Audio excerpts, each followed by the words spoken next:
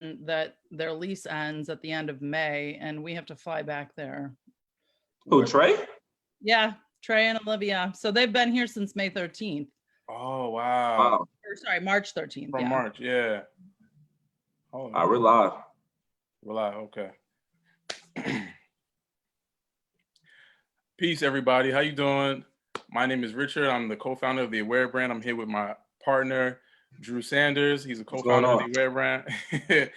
We want to welcome you to another episode of Are You Aware Conversations, where we sit down with other aware humans who we are interested in, motivated by, and inspired by aware humans. We have a really, really, really great guest here for you today. It's been a long time coming. We've been in contact for, I think, like 2 years or so, right? Give or take 2 years. And we have Lola Wright here with us today.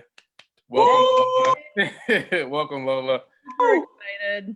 Lola is an amazing, dynamic person. Were you the senior minister at Bodhi Center? Yeah, senior minister at Bodhi Center. This is how we came to find her. I was Googling like podcasts, right, to listen to, and I was Googling spiritual podcasts. So I was like, okay, I'm going through the names, and I see Bodhi, and I'm like, are they Buddhists? You know, let me just check it out, right? So, man, the first two voices I heard was Reverend Galen McDowell and you, Lola, and I was just like, whoa, it resonated so strong. It was so up our lane. So me and Drew, I told Drew immediately about it, and we've just been excited about it ever since. So for the people who don't know you, can you just give like a little background as to like who you are, your drives, your passions, your purpose? Yeah, so I'm 42. I have 4 kids. I live outside of Chicago, born and raised in Chicago. Love this city. Think it's the greatest place on the planet. It is not perfect, but yeah. Yeah, I was raised Catholic, but my grandparents were real like social justice Catholics. And my grandfather was a student of Thich Nhat Hanh's, Vietnamese Buddhist monk. Actually, my great-grandmother on my maternal side was the first one to bring Thich Nhat Hanh's work into our family. So it's like many, many, many generations. I want to run and go get this book in my bookshop. Yeah. So, you know, I was sort of raised with this spiritual curiosity. And, you know, my uncle died of AIDS in 1985. And I witnessed my grandmother feel very confronted by the response to her son's identity as a gay man. And at a young age, I was like, what is up with this? You know? And my grandmother was like, don't you know who Jesus is? Like, you must not know Jesus, you know? If you have a problem with my son, you must not get it. And so really, like, she was never seduced by the institution. Right. You know, she was really all about the work. So that was very clear to me. And then my mom left my dad for a woman in 1992. And I saw the way the church responded to that. So it just sort of, it kept sort of provoking my curiosity. And then I met my older children's father in 1993. And that was part of sort of this emerging Chicago hip hop scene. And at that time, you know, there was a very strong Muslim influence in hip hop, you know, from the 5% Nation and and so it really busted open my mind to Black liberation philosophy. And and I always say, like, that to me was really the turning point for how I would perceive the world.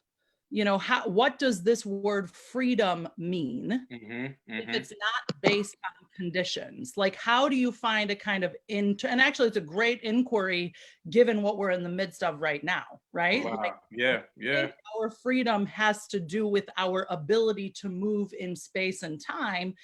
And it's not that there's not value in that, but, you know, I mean, every great movement leader has been confronted with what does freedom mean when you don't have the experience of freedom in your lived experience? How do you find freedom within? And that was like, that just was a mind bender for me. And I really just sensed very, very swiftly, if I could create a deeper sense of freedom in my soul, Mm. then what could I experience in this plane of existence? Wow. Yeah, that's a lot. I mean, and we're gonna get into all of that.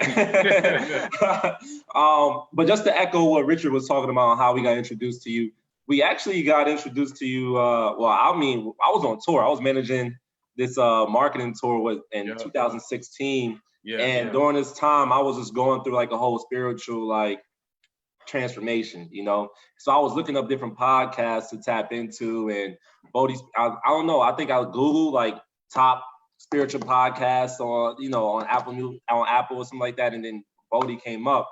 So I started listening, and then I started sharing it with my tribe and with my team. And then I reached out to you randomly on Facebook, and and just like hit you up, and it was like, hey, like, I'm gonna be in Chicago. I would love to just see you or meet you. I've been listening to your podcast. You were like, wait, hold on, you know, how did you find us? Where are you from? Like, you just hit me with a million questions. But I mean, I want to ask you, because I don't think I ever asked you this question. What made you trust in meeting up with me, you know, at the center, and then going to breakfast, having like a 30-minute conversation with me, and then continue to support our brand? Like, what made you trust that and continue to be a supporter with us? I mean, I think that so much of like the consciousness movement occurs in a particular space. And it's a space that I don't often identify with. Like it's oftentimes much older. You know, it's very white. And so for me, I was like, oh, this guy, like, I mean, he's not my age, but 70, nothing wrong with those of us that are 70. But to me, it was just compelling because I'm like, I loved sort of the you know, the youthfulness that you represented. I also think like there really is, you know, again, I mean, streetwear, right? It's like its roots are in hip hop. Mm-hmm. And if anybody is missing the deep, deep roots of consciousness in the formation of hip hop, like you're missing the whole thing. So for me, like the intersection of hip hop culture, which is what I would call streetwear is a part of, right? But to explicitly be saying, hey, we're doing this thing called streetwear, and those are my words, not your words. We're doing this thing called streetwear. We are explicitly stating that we're doing it about consciousness, about awakening, about awareness. I'm like, you literally just intersected my two favorite conversations. Of course I would come spend time with you. Word. That's what's up. That is dope. So speaking to them about awareness and consciousness, I told you like 2016 was the time for me. Rich was ahead of the curve. Rich kind of like, people don't know this, but Rich cut me off. This is my best friend since I was 6 years old. But this brother cut me off in like 2007. I had talked to Rich for like 2 years because he was going through his whole transformation. And that, you know, and everybody go through their own periods, you know what I mean? So for me, it was like 2015, 2016. So I'm gonna pass that to you. When was the time you was like, you know what, I want to go on another level of my spirituality or my consciousness? Lola, are you saying for me, Lola? Yes. Oh, I mean, I would say there wasn't necessarily a time where it wasn't occurring. I mean, I do remember being like 6 and 7 years old and having sort of mystical experiences in my bedroom. I didn't know that's what they were then. And by the way, I don't think I'm alone. I actually think we all have those things. We don't have the context for them. So we call them like, oh, your imaginary friend, or oh, you're whatever. It's like, no, you're actually tapped into another dimension of reality. It's just that as we progress in age, we become further and further away. And so we forget. But I would say like when I became pregnant at 18, I was sort of brought to my knees. Like everything that I knew to be was no longer. You know, everything I thought I could depend on, I couldn't depend on the way I once knew. And so I think that, you know, the great gift of breakdown, like breakdown in our personal lives, breakdown in our country, breakdown on this planet, is it will produce a breakthrough. For sure. If you're available for it. That's the key, if you're available for it. A lot of people run from it. A lot of people run from that. A lot of people run from it. And then, so like talking about the breakdown to break through, what would your definition of self-awareness be? Because I think self-awareness is kind of like coming on the other side of the breakdown and breakthrough, right? Yeah. So I think you can break down this idea of self-awareness in two ways. One is I can be aware of the little self, my egoic self, my personality, the identity that we call Richard or Drew or Lola. And then there's to be aware of my higher self, my greater self, my God self, my infinite self, whatever language you want to use. But there is an aspect of each of us that is greater and not exclusive of this material realm. Like I am this body, I have this body, but I am more than this body. I always say, I am not this meat suit. I have a meat suit. And I like the meat suit. And sometimes I like the meat suit better than at other times, but there's something far greater than this.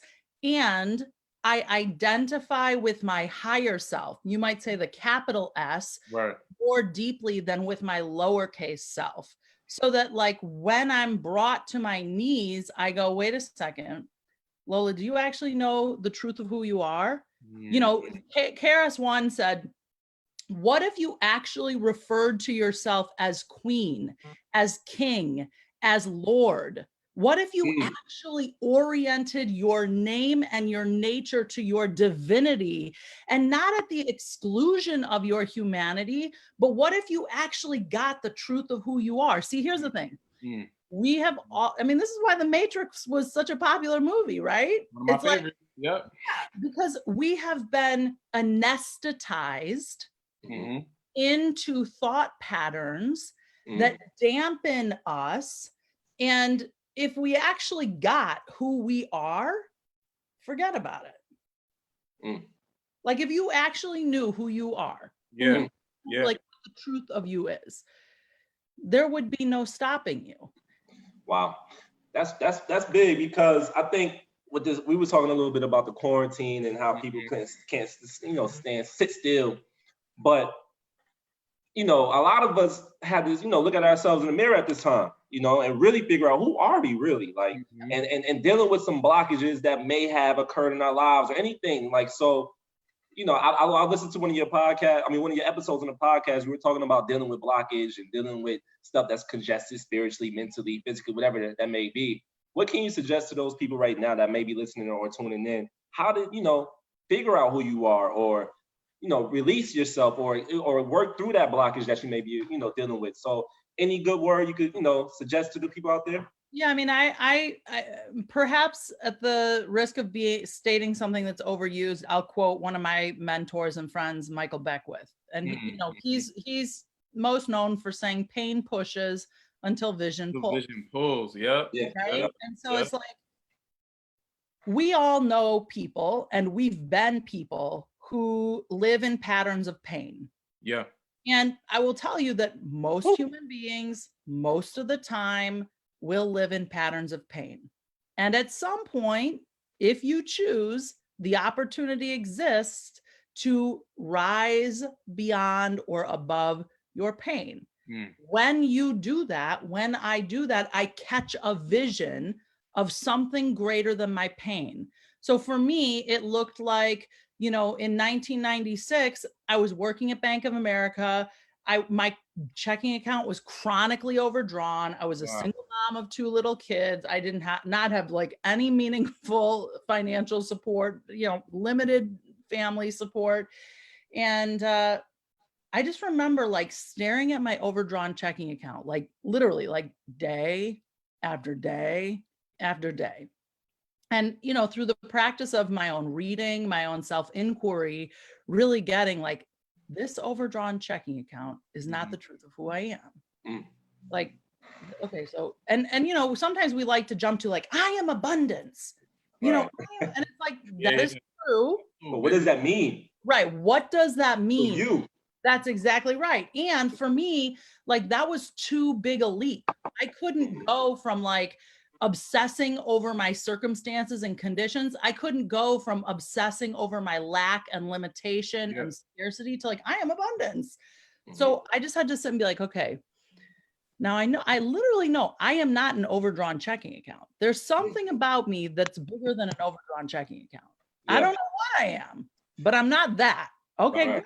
Let's start with that. So if you're not that, then what are you? So, I think, a lot of us, we just get brought to our knees and then what? It's like, I said to my kids right out the gate with this coronavirus stuff, I'm like, watch what happens. You get to choose who and how you want to be throughout this thing. Yeah. Now that definitely resonates with me because like I said, before we got on this live, this is like the longest I probably ever sat down in my house and just, just been with my thoughts.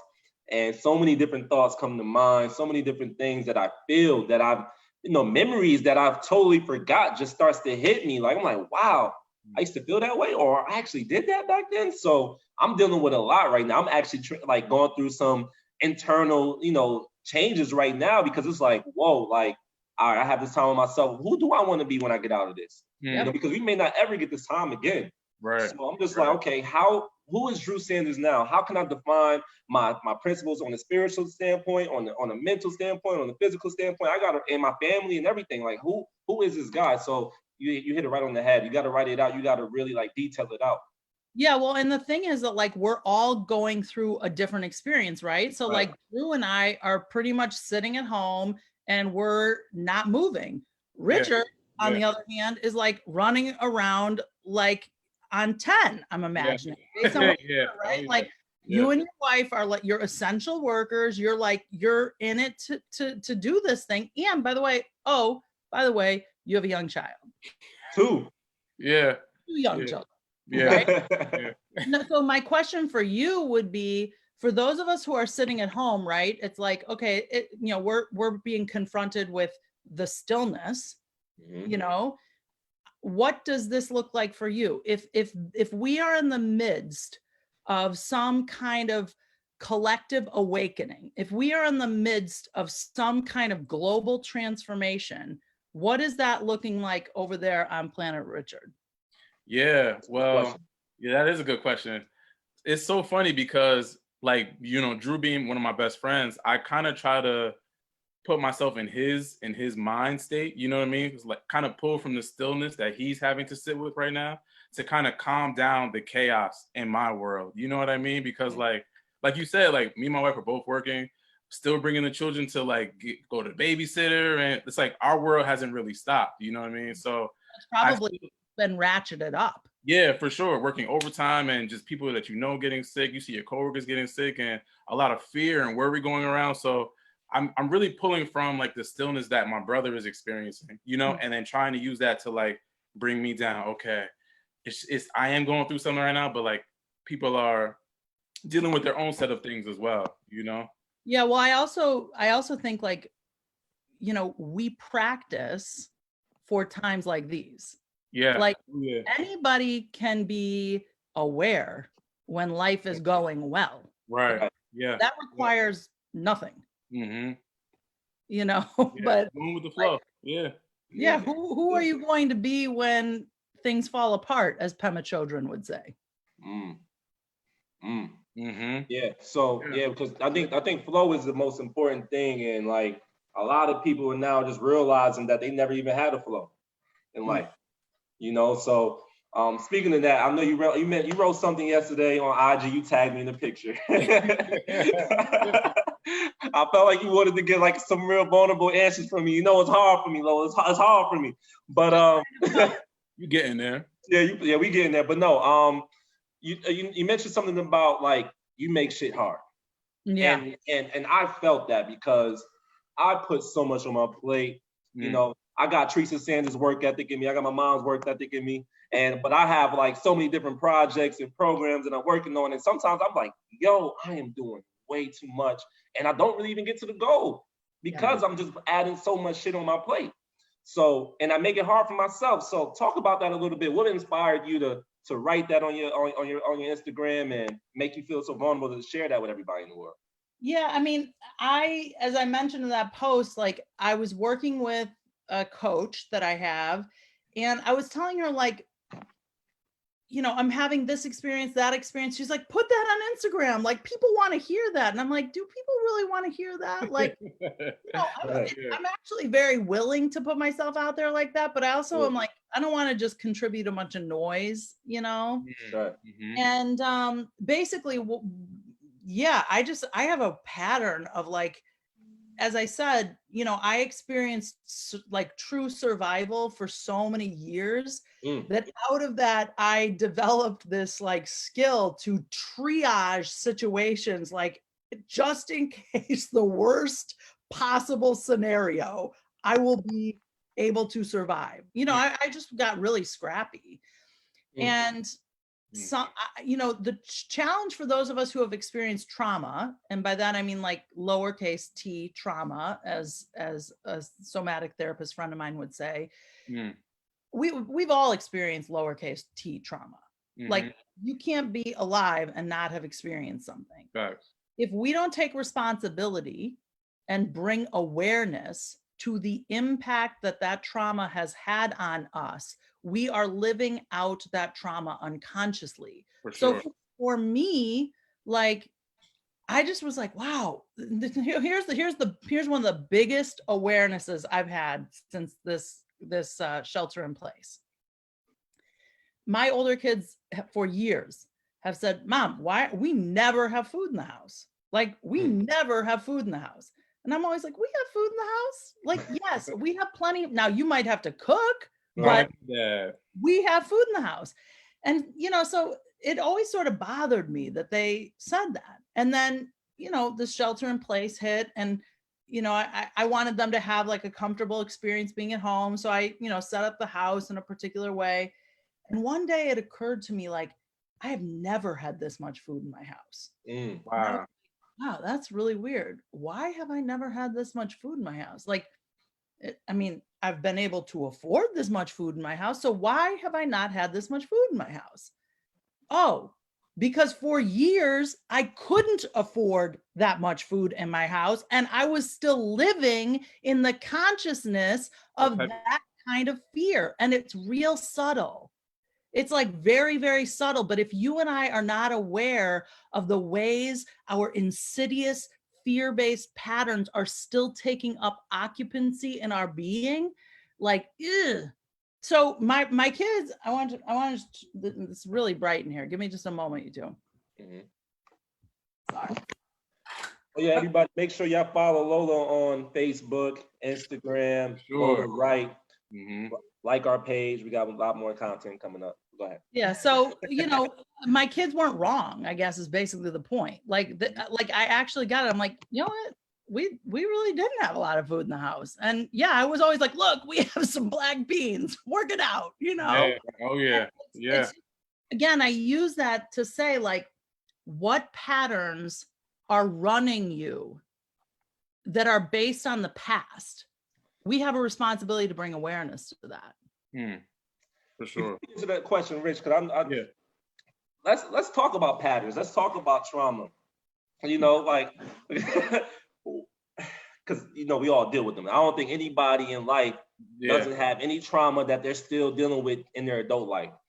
So how do we get to that problem? How do we get to that root? And because a lot of us are living unconsciously and doing things that we don't even know that was embedded in us since we were a child. So so the stillness, like meditation, like what are some things that we could practice to figure out where we were hurt, and so we won't hurt other people, you know, in the future, you know? I mean, or circumstances. First of all, I think that it would be super cool to put together a book list for people. Like, so just like get reading, you know, like, are we familiar with this concept, knowledge of self? Like, you know, turning within, getting still, listening. Most of us are numbing out all the time because we don't want to feel. And so drink, we shop, we masturbate, we, you know, watch porn. Like, and by the way, I don't take issue with any of those practices. I'm not here as any kind of morality police. but you know that I can have a glass of wine consciously and I can have a glass of wine unconsciously. Right. I can shop consciously, I can shop unconsciously. And so as we become aware of like, what is driving me to go on Amazon again? Right. What is driving me to buy that thing again? What is driving me to text that guy again? Like, pay attention, right? So, you know, I also think that like for me, I got to a point in my life, it was 2006, and I really wanted to be in a relationship. And I wanted to be in a relationship with someone that could match me spiritually, intellectually, like, I it's like if I met him at the club, fine, but I didn't know if the odds were too great. Like I really was like, I don't know. I wasn't having a lot of luck with that. So I just really set the intention, like, and I started working on affirmations. I was just like, I am in loving and intimate spiritual partnership with my best friend and husband. And I put it everywhere. I made room for him in my closet. I reorganized my bedroom so that he could get onto the side of the bed. Keep in mind, he didn't yet exist in my reality, but I was organizing my existence so that there was even space. One of the habits I became aware of is I had like 4 girlfriends that I would rotate talking to every night right before I went to bed. And it was sort of like a recap of the day. Like, how are the kids? How is work? And inevitably, it's like, did he text? Did he call? And it was always this negative thought pattern of the ways that whatever guy we were dealing with wasn't living up to our expectations. Now, simultaneously, I'm working on this affirmation. I am in loving and intimate spiritual partnership with my best friend and husband. But my evening's prayer is basically like, no good, guys. Da, da, da, da, da, da, da, da, da. Ooh, all right. This is what we call mathematics. You can't have. It doesn't work. It doesn't work. It doesn't work. And so we have to get honest with ourselves. Like, I had to cut those friends out for a minute. And I really had to get rigorous around what I was feeding my mind, what I was feeding my heart, what I was feeding my belly, and bring my life into alignment with that which I say I want. Here's the thing. We all say we want things. There are far fewer people who are willing to organize their lives such that they bring forward the thing they say they want. And let's just be honest about that. We all know, like, I am the queen of being like, I just have these 25 pounds. Like, if I could just shave off these 25 pounds, I would be like, ugh. But I'm not really willing to do all that it takes to lose the 25 pounds. And then I have to make peace with that part of me. Yeah. Are you willing to make the shift, or are you willing to accept yourself as you are? I'm a victim of that. Yeah. I was gonna say, man, one of my friends, he wrote this book called the Counterculture Devotional. Every day is a different devotional, but in the beginning of the book, he talks about the work required to give birth to an idea, right? So like he makes the metaphor of, when your wife is pregnant, or when you're pregnant, and the baby is coming, right? So you paint the room, you buy the crib, you make sure you have time off for your job, all these things, right? But that's what you were saying, Lola. That's you making space in your life for this thing to be born. Right. So are we aligning ourselves with, are we making space, and are we aligning ourselves with what is really going to be required for us to be who we need to be? So I'm curious, why was the Aware brand important to you guys? Go ahead, Rich. It was we were very frustrated, right? That was like kind of the inception of the Aware brand. A lot of, black people being killed. We were just like, man, like, what if we felt out of power? Like, why is this happening? What can we do to change, like, at least how we feel, right? Because we didn't feel well about it, and we were just going over like different things that could help us shift our lives and help shift the lives of the people around us. And we came up with self-awareness and self-love.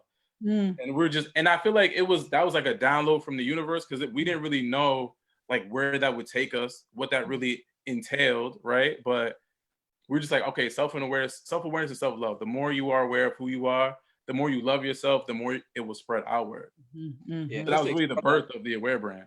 Just expound on it a little bit too, because we come from the communities, we come from the neighborhoods, we understand, we have conversations with our brothers and sisters, and we know the mentality, we know the psyche, and we know everything is in here. Like it starts with here in your heart and everything. So we know, like, with love and knowing that you're a king or you're a queen, that can take you so far in life, you know. So we just wanted to expound on the greatness inside of you, because all of us are great, but a lot of us are just not even in tune with that part of us. So that's what this whole brand is about, is just really pulling out the greatness of you and making you self-aware of yourself. And the common denominator is love, you know, because especially with, you know, Black people in America, you know, our story is full of hate, you know, and we just don't really have that love component in there. So we really wanted to just really expound on that and just really shed light on that and really make sure that our community is aware of that. So that's really good. I mean, self-love is one of the most radical acts you could take. Yeah. Working through your trauma individually, collectively, you know, So I mean, people resonate with the brand on different levels too, which is what we love about it, right? Because like self-awareness can mean so many different things, you know, depending on where you are in your awareness journey, right? Self-love can mean so many different things depending on where you are in your awareness journey. So I mean, you can break it down through basically every world tradition and every spiritual text or no spiritual text. You know, like if you think about Jesus, get up off your mat and walk. Like, I'm not going to meet you in your conditions. I'm going to see you beyond your conditions. Right. And really what he was speaking about there is like, there's some part of you that is greater than what you're dealing with. And I'm going to hold that until you can see it for yourself. You know, like that's my mom, when I was going through some of my toughest times, like my mom held a vision for me that I could not hold for myself. And we have a responsibility to do that for one another. I agree. You know, do I speak possibility for people? You know, if someone were to take an audit of your social media timeline, you lay your body down, we go back through and we just do an audit. Is the net of what you've contributed on that medium, does it speak life or does it speak death? I'm just curious. You know, like, am I here to contribute or am I here to extract? I have a question for you guys. Sorry. It's cool. This is a great conversation. My absolute favorite Aware brand post every time you do it. Like, I'm literally like, it brings so much joy to my being. And I'm so curious what it means for you guys. The woman. Yes. The what? The what? I didn't hear it. The woman in the hijab. Oh, yes. Is naked standing over, I think, like the bathroom sink, right? Yeah. I am like obsessed with that image. That's Rich right there. Talk about that, Rich. So, I mean, so me and Drew, we're both Scorpios. So we play with duality all day long, you know? And like, what does it mean to be sacred? What does it mean to be profane? What does it mean to be beautiful? What does it mean to be ugly? What does it mean to be countercultural? What does it mean to be going with the mainstream, right? So with the Aware brand, we wanted to reflect us, and we're both countercultural. You know, we both like to challenge the norms. We like to bring people to a space where they're a little uncomfortable, you know, uncomfortable enough to like ask the question, like, what is this? Why do I feel uncomfortable about this, right? So the woman with the hijab and her breasts out, it spoke to all of those things. Like, to me, like, it just hit on so many different levels, you know, like people are going to be uncomfortable, but people are going to really see the beauty as well. So I love polarizing images like that. I love it too, because it's like that illustrates all of us, the complexity of us, and we can like want to put ourselves in these very narrow little boxes. And it's just not real. And I just to piggyback off of that, because I was going to actually make a post tomorrow about exposing all the layers that we have inside of us. Like all of us try to like marginalize ourselves. Like, oh, I'm a minister or I'm a basketball, and you stay in that lane. Yeah. But no, the beauty of being a human is just having all these different spectacular things that's inside of you, and these are gifts from God. Because a lot of people like try to say, man, Drew, you got the Aware brand, man, you got R&B and tap, or you got Fly Nation, you got all these different things. I'm like, well, you're getting a piece of me. Totally. These are different layers of me that I'm giving to you. That's a gift because God is downloading. I'm downloading all these things from God, and I'm just giving it to you. So I mean, I think that's key. I think I always say this to everybody. It's like once you expose every layer of you, that's when you really know that you're living a fulfilled life. Yeah. Because you're really just digging in and just really being you. You're being true to you, like you always say, being very authentic. So I mean, so that's it. That's it. I don't know if has anyone ever like given you a hard time about that image? No, actually, nah. Yeah, I'm sure people look at it and they're like, yeah, well, this? Actually, I think it's like big respect for your following then, because they get you. Yeah.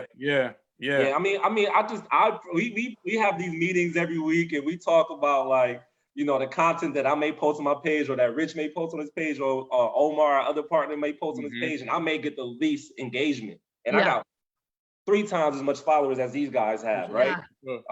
But I think people are just used to this one person of me, right? They used to this one guy. Like they used to the party guy, the guy that likes to dance and he likes to be, he's always got the bottles of liquor and, the girls and all this different stuff. But I'm like, hold on. First of all, I matured over the years, number one.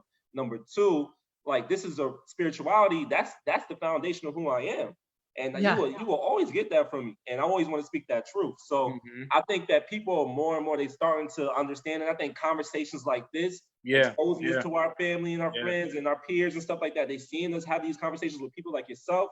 I think that goes a long way, and they can really understand that this is real. This is really authentic. So Cool. And Drew is, I think Drew is, I've known Drew since like, single digits, right? So he's getting more comfortable with showing people, because for Drew, his more spiritual side is more vulnerable. That's the more vulnerable part of Drew. So he's getting more comfortable showing that with confidence, and just like, take me as I am. This is a part of who I am. It's just been beautiful to see.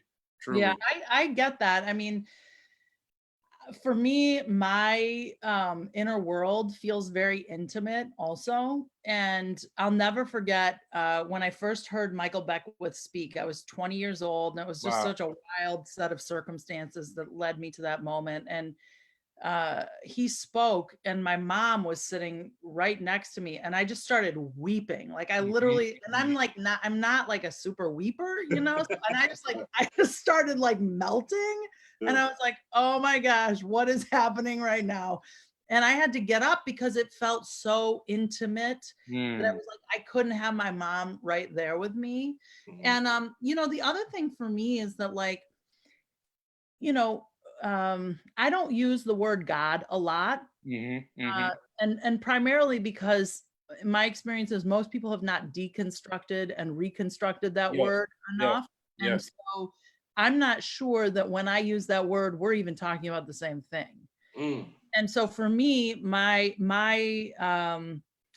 spiritual framework is also very intimate, because my experience is that now this is changing, but many people have just accepted what they've been fed with very little examination. And if you actually understood the historical contexts for some of our institutions, you would question how we got to be believing all this stuff. Right. And I don't say that to offend anyone, but like, I think with anything we believe, whether it's our political landscape, whether it's our food choices, whether like whatever it is, why do you choose what you choose? Do you choose it because someone told you? Like, are you believing the news because someone just said, that's the truth? You know what I mean? And it's like, do we actually inquire, what do I believe? Like I said to my grandmother, and again, I don't want to, I don't want to make this hard for you guys and have people be like, who is that heathen you had on? But I remember saying to my grandmother right before she died, like, now, Grandma, did you actually believe in the virgin birth? Like, did you literally believe that went down that way? Yeah. And she was like, at that point, she was like 87. She's like, it doesn't make a lot of sense, does it? And I'm like, it really doesn't. And she's like, well, you know what? At this point, I don't even care to argue with it. Like, okay, that's cool. But like, I just, I'm just trying to understand, how do we all make sense of what it is we say we're buying into and why? And if it's just like, you know what, it comforts me, great, beautiful. But I think with that, I think that's a problem because you talked about like these churches or these spiritual centers like having way more mature crowd versus like integrated with the younger audience. I think the reason of that is because we're now like becoming aware, like, hold on, I don't know about this story. I don't know if that even makes sense to me. Like, so like how, so, and we have the internet now, so we could just research all day long. So what's told to us, we actually can go and take layers and layers and go down that deep rabbit hole of information. So now that was a great point. Just like doing the work yourself, like you may be told something, again, that goes back to like the trauma or what you've been told as a child or anything like that. Just doing the work on yourself, doing the work on yourself and doing the work yourself to look up the information that makes sense to you. Because we all have filters, we have to filter all the information out. So it's just like, yes, I love that. I love that a lot. I love that a lot. February 15th, 2007, Michael Beckwith came to Bodie. And it was actually the night that I ended up meeting my husband at Bodie. Wow. And he said this line, and I have the recording. He didn't even remember saying it, but I brought it to his awareness like maybe a decade later. Don't say it, because I was going to save the question. Don't say it. Do you know it? No, go ahead. Go ahead. Is it about the Dominion? Yes. Okay. This, I'm going to tell you, this is some medicine right here, everybody. This right here will change your world. It did for me. And this could be like this somehow the Aware brand should use this, but have dominion over your awareness and you will have dominion over your destiny. It's a fact. Like if you're not the one who has dominion, who has mastery, who has direction over your awareness, and all that means is, where are you placing your attention? If you have dominion over that, you can create the future that you desire. But what happens is, I want you all to, are you all familiar with the Killer Tape Network? No.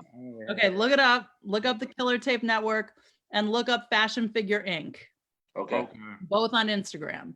Okay. And I'm not going to reveal the people behind it because they're sort of like anonymous, but they're old friends of mine. Brilliant thinkers who really were the ones that brought hip hop into mainstream advertising in the 80s. Oh, wow. Oh, here's another great resource. Brainwashed. The book Brainwashed by Tom Burrell. Okay. Check it out. But basically, advertising and marketing is telling you what to believe. Like that's really all that's happening. We are being sold what to believe, where to place our awareness all the time. And that's not wrong. The question is, are you okay with that? Yeah, is that where you want to go? Yeah. Do you want to be told how to spend your money? Do you want to be told how to spend your time? Do you want to be told how your life's going to go? If you do, keep allowing that to happen. But if you want to know yourself as a co-creator in this existence of reality, then get dominion over your awareness so that you can create that which you desire. That's powerful. Yeah. That's powerful. I think you when you were talking earlier about how the line that you come from, the lineage that you come from, doing like all the spiritual work and being active in the real world, like everything you say makes so much sense. having dominion over your awareness, because a lot of times we go with the flow, right? Whether that be culture, societal, the familial stuff. So I wanted to talk about normal white people really quickly, right? Like, because when I saw normal white people, I'm like, that does make sense with who I know Lola to be. You know what I mean? Because that's very like, that's disruptive. That's like makes you pay attention, makes you stop. You know, so like, what was the inspiration behind normal white people? Yeah, well, in the wake of the last presidential election, I just became clear, like, well, first of all, I was just surprised by how many people were surprised. Like, I think that was like, I was like, wow, people are really surprised. Yeah. And I think what I realized as a white person was that I had basically extracted myself from a lot of white communities. Like, I was sort of camping out in communities of color because I basically was like, I cannot with these people. And in so doing, I wasn't actually contributing to the awakening of white people. And if I can see, like, as a white person, if I can see a pattern that exists called whiteness, and I'm not actively contributing to the disruption of it, then I'm like just complicit with it. Even if I'm the smartest person in the room, even if I'm the most radical person in the room, like, there's a way, so there's just a responsibility that I have, right? And so specifically, the project was originally birthed out of a need to address college-educated white women who overwhelmingly voted for Trump, which is completely against their own interest. And so for me, it was like, okay, we really, I have healed enough in myself, because I spent a lot of years making white people wrong. You know, like, it just was too inflammatory for me. I mean, my children's father was in the Nation of Islam before we got together. You know what I mean? Like, there was a lot there. And I had healed enough so that I wasn't in a perpetually triggered and reactive state around white people. That's big. You know? And so I was like, okay, because you can't actually make an impact with someone if you're so deeply triggered. Sheesh. You know what I'm saying? That's a bar. So it's like, I had a responsibility. Okay, I'm not triggered and reactive. I now have a responsibility. So I started working with my creative partner on this, and was sort of like sharing my vision, like, you know, da da da. And one of the things that is really true is that, you know, there have always been white people aligned with movements for radical change. There have always been progressive white folks, but that's not what you'll hear about. You're going to hear about Barbecue Becky. You're going to hear about whatever the water bottle lady was in Oakland, you know, and it's not that that doesn't exist, but that's also part of the machine to drive a deep divide. So if we can create Black people like this, and we can create white people like this, then we can continue to create this. And if we can, drama sells. First of all, if you can create a lot of drama between working class white people and working class Black people, or if you can continue to perpetuate a bunch of drama between poor white people and poor Black people, you can do a whole lot behind the scenes. A whole lot. Very distracted. Yeah. Right. So it was also like, because I took the position for a long time that like I said, I just cannot with white people. Like, I basically had sort of written them off. And here's what I would say to that. There are too many white people to write them off. Like, that's not a good strategy. Like, that's not. Like, we have to work together. We have to create allyship. We have to support one another in awakening. And if I had not had teachers that were like radical spoken word artists in 1993, sitting in basements in Chicago, schooling me, I wouldn't be as aware as I am today. Right. I have a responsibility to support the awareness of others. And, you know,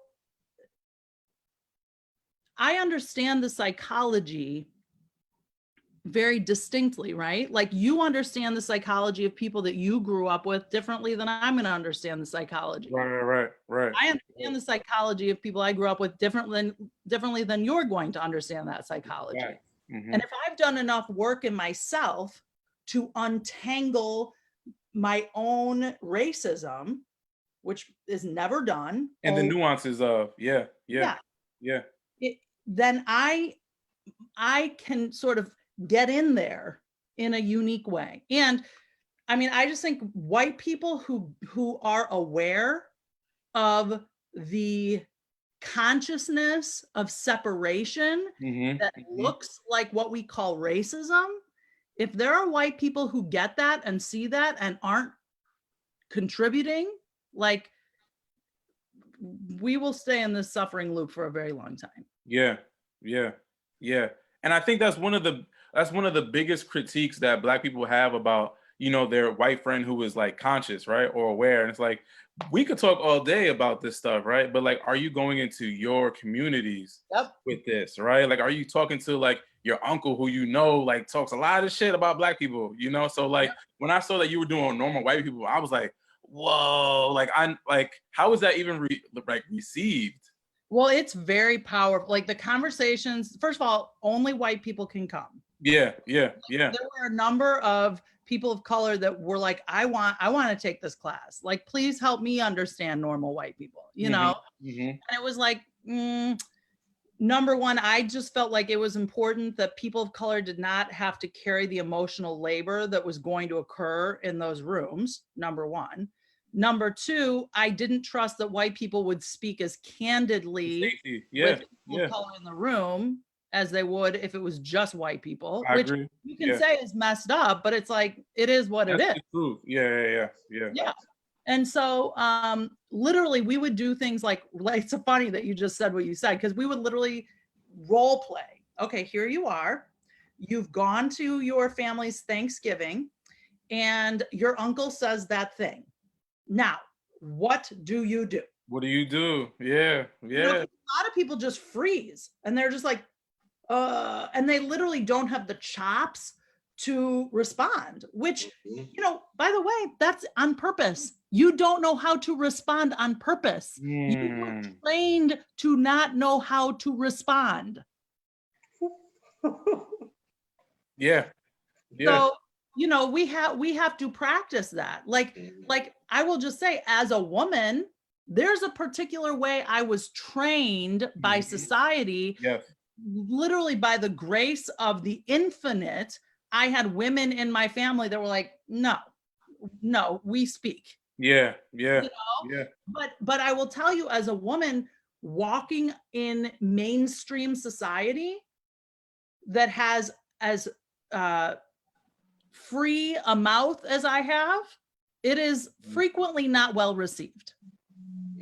And so, you know, and so you have people who have that experience, whether it's women, whether it's people of color, whether you're queer, and it's like if the dominant structure is suppressing that voice, and you don't have like a community of strength. Like white women have been always told, sit down and shut up. Like, and I'm not saying white women are alone in that, you know, but it's like, sit down, look pretty, be nice, all of that. You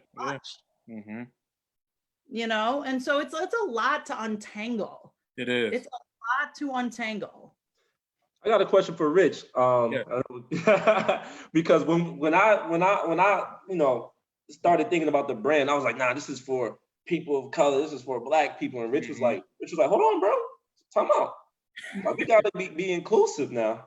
So Rich, what made you even feel that way to like make this inclusive and not just about Black people or people of color? I think it's very important that we speak to Black people, right? Of course, because me, Drew, and Omar, we're 3 Black men, right?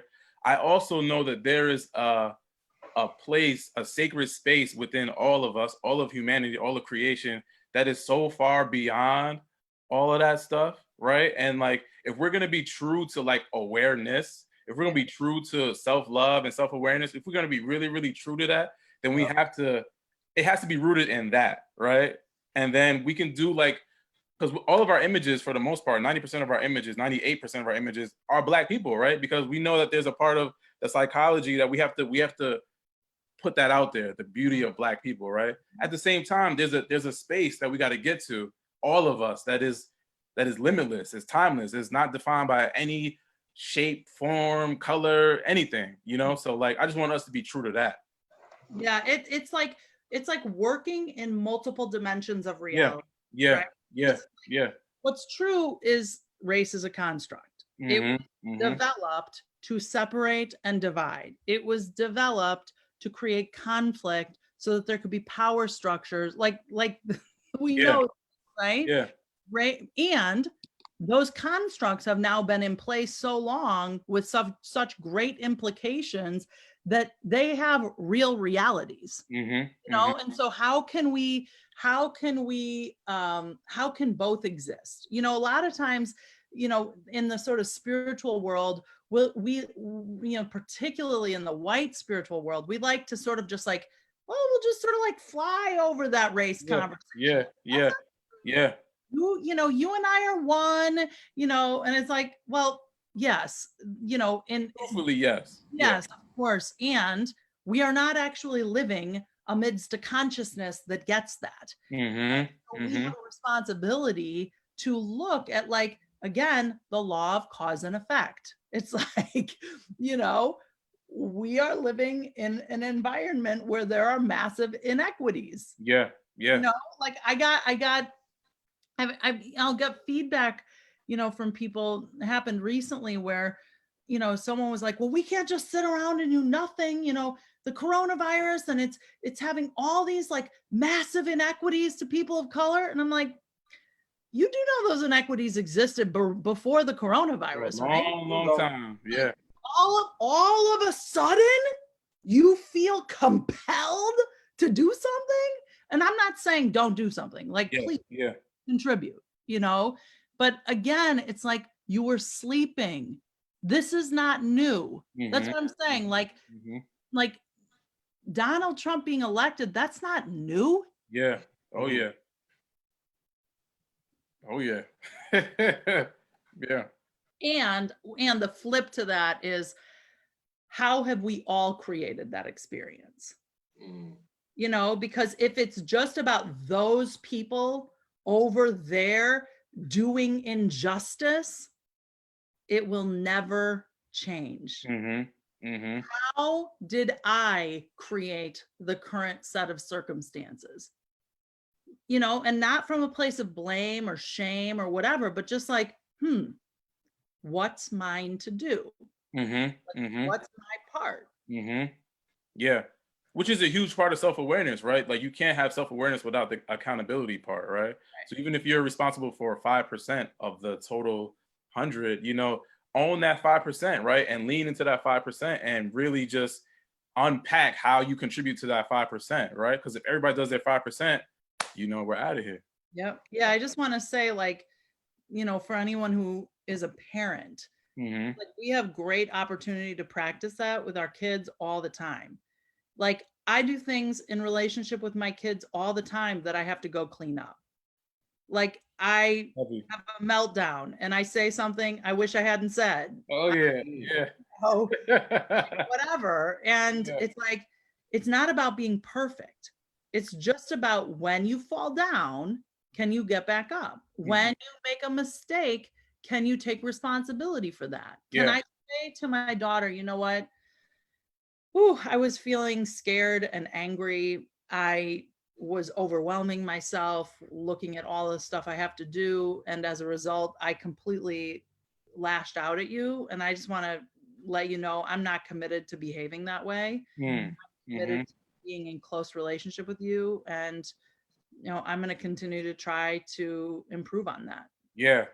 My daughter's 4, and like she'll tell you like that you hurt her feelings, and like, well, me and my wife have like embraced, which is different from like how we grew up, right? Like, we're just like, she'll be like, Daddy, you hurt my feelings when you said this, this, and this, and I'm like, I'm sorry, baby. I didn't mean to hurt your feelings. I love you no matter what.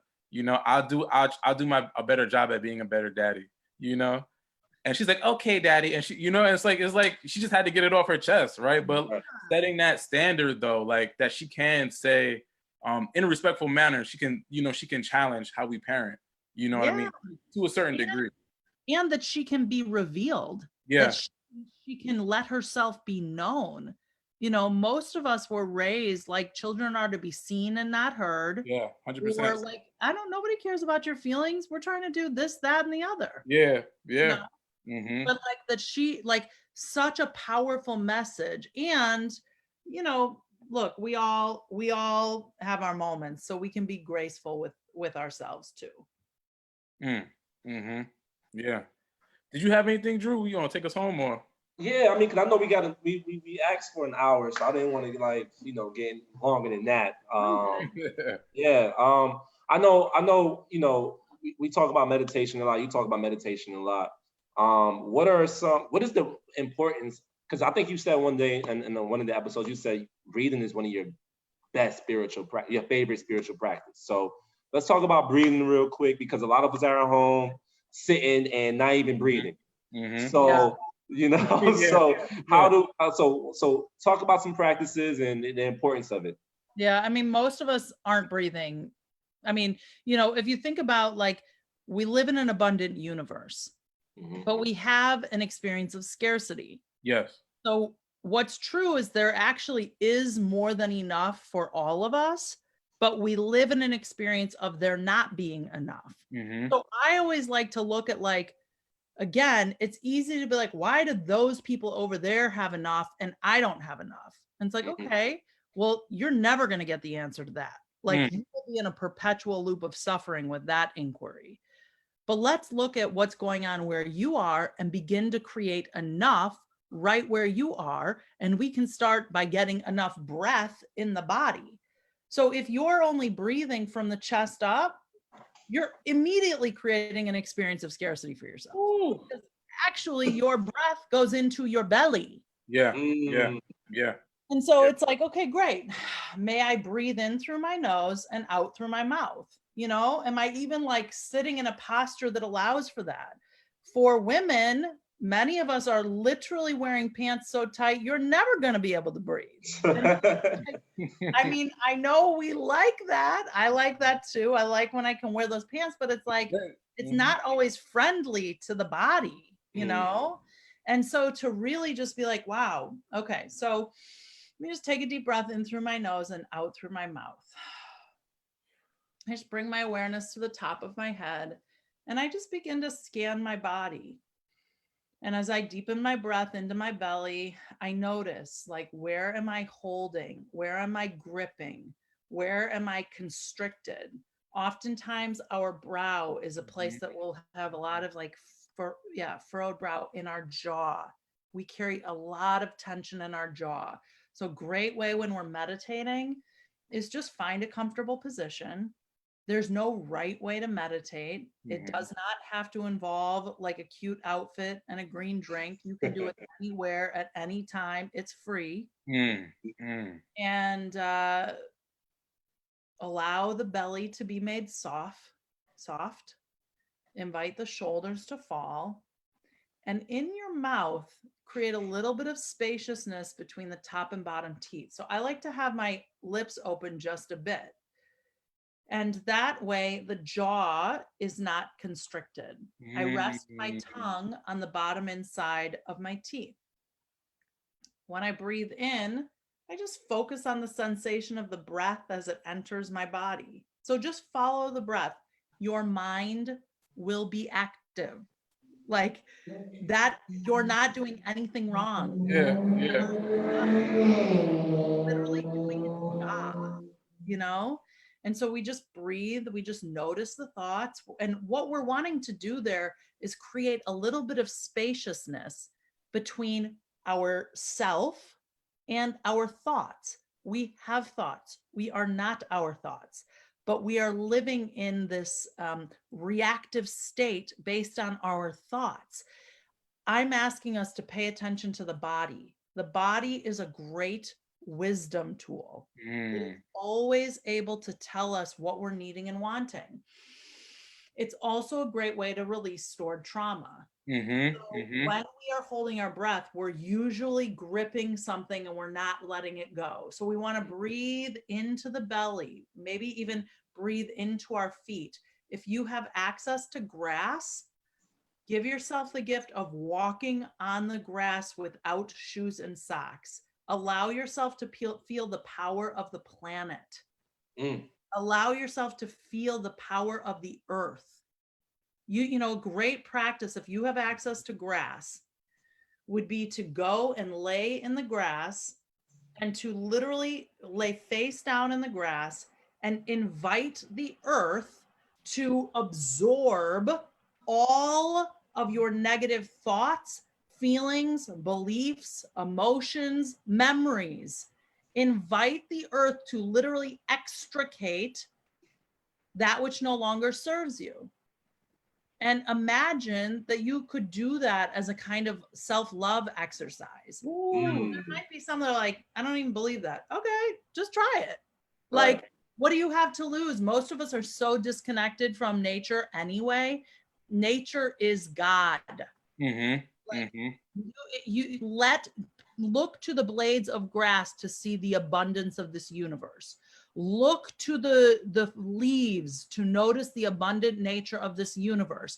If that tree in those conditions can continue to recreate itself, if that grass can continue to recreate, if that weed can show up with that kind of strength and persistence, come on. Yeah, they're resilient. Yeah. So, you know, it's just about really breathing into the belly. And it doesn't have to be a long time. Just start with 5 minutes. If you 5 minutes of still breathing, it will be the greatest gift you could give to yourself and to humanity. Yeah, that's great. I mean, for me, like sometimes I deal with anxiety a lot and like I get like out of whack. So my first resort is let me check my breathing real quick. And I'll leave everybody. Like there have been times I was in the middle of a party or I was and about to go on and host one of my shows. And I'm like, hold on, I got to go outside for like 5-10 minutes and just breathe for a second. And just to get myself back centered, because that's what it does. It really gets you back centered into you. Yeah. Well, the podcast that I recorded this past week was on body intelligence. So we're raised to place a lot of awareness on our intellectual intelligence, our IQ. But we are all made up of IQ, EQ, emotional intelligence, and BQ, body intelligence. And, you know, we have these triggered and reactive patterns: fight, flight, flee, freeze. faint, Yeah. Fight, flight, freeze, faint. Yeah. So mine is fight. Like, I'm ready. Yeah. It's like an automatic, like, you know, my husband, he just like faints. He just like goes away.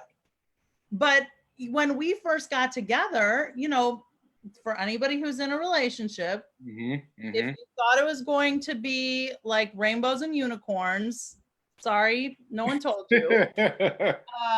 But in the early years of our relationship, like if we would get into it, I would stop breathing. I literally stop breathing because I related to breath as a vulnerability. And I'm not about to show you I'm vulnerable because I'm about to fight. And I literally had to deprogram my body because it was just automatic. It wasn't like I'm now going to stop breathing because I'm going to let this guy really know what time it is. No, it was not like that. It was literally like, oh my gosh, I'm doing it again. I'm not breathing. And I'm noticing that I'm afraid that if I breathe, he's going to think he won this fight. And now I still, to this day, 15 years later, we might be in a conflict and it's not even a big conflict. And I'm holding my breath and I'm like, Lola, you can breathe. You can breathe and you can still win this fight, even if you breathe. That's good. That's good. Yeah. So I know we're gonna wrap this up, but what are you working on real quick? Because we got a couple more questions, but what are you working on? Like, where can people check you out? Anything special that you got going on that we can tap into? Yeah, you know, like walking away from 7 years of leading Bodhi was a big decision. And part of what it was really saying yes to me. You know, I spent 7 years prioritizing a community, and I'm forever grateful for that. And it was a massive gift, but I just needed to get back to my own center a bit. And so I'm basically documenting right now how I've created the life that I've created. Like literally, what did I do to go from being on welfare to having money in the bank? What did I do from being in a relationship that was riddled with violence and addiction to being in a loving, committed partnership? What did I do from working at a job that I hated to be living my life's purpose? So I'm documenting my own process because I think that there are trends in there, and I would really like to help people. You know, if I'm a match for, you know, we're always attracted to teachers, right? It's why was I attracted to Michael Beckwith? Why was I attracted to Jim Dethmer? Why was I attracted to this person or that person? Because they resonated with me. So I think, you know, I have been teaching other people's work for so long. It's time for me to codify my work. What is a fierce and loving life? How can you be both like fierce, like rah, and like that's hard to balance. That is. So Rich, you got any questions? Because I got one more, but I just want to say that we're very happy about this conversation. This was so good. We definitely got to have like part 2, part 3, part 4. Absolutely. There's so much going in my mind right now, like so many different directions to go. So I'm good for now. We just got to do more. So we got some viewers in, and I just want to because you talked about it starts with the literature that you're reading, right? So give us like 5 books you could leave us with that we could just buy on Amazon right now, and you know, just read up on right now, because we're gonna be in the house for a month or so. So you know, hopefully to the rest of the year, because I ain't really trying to be outside around all these people right now. So just give us some books that we can just check out right now. So, I mean, I'll probably give you more than 5 really quickly, but Stillness Speaks by Eckhart Tolle. It's a teen book. You can read it in a day. I think it's like a beautiful, beautiful inquiry, invitation. A New Earth by Eckhart Tolle. He really talks about like, what could we create, right? New Earth? It's a really timely moment to be reading that book. Emergent Strategy, which is by Adrienne Marie Brown out of Detroit. A queer Black woman, brilliant. She's written 2 books, Emergent Strategy and Pleasure Activism. Like, what could a new future look like? She's sort of an Afrofuturist that was really inspired by Octavia Butler. So big props to Adrienne Marie Brown.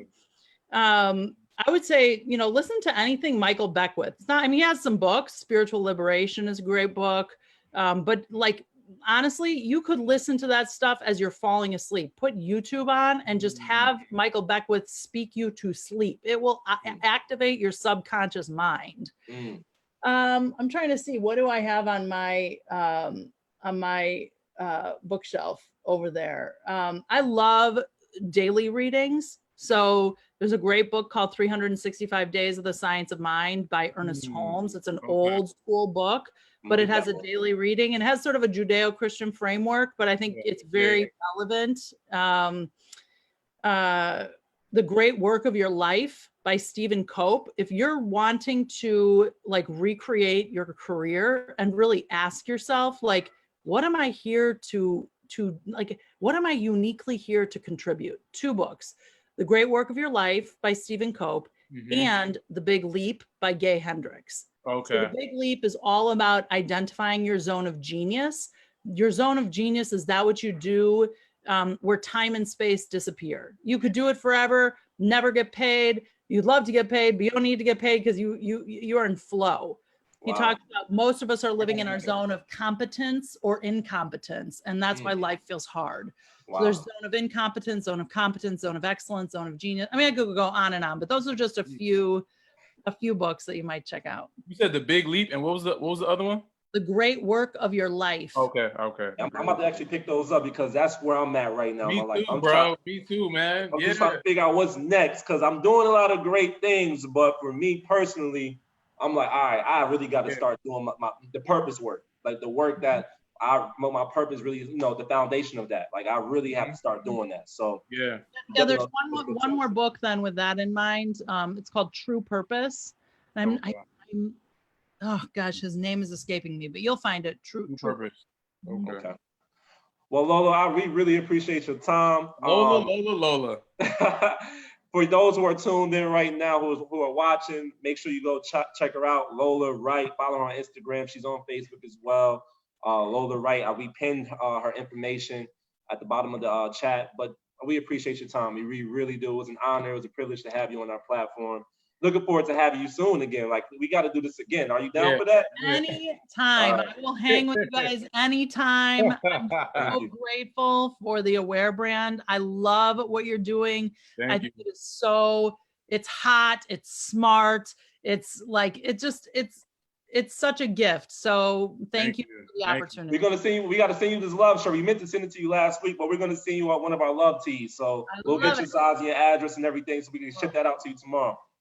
Cool. Thank you, guys. All right, Lola. Thank you. See you. See you.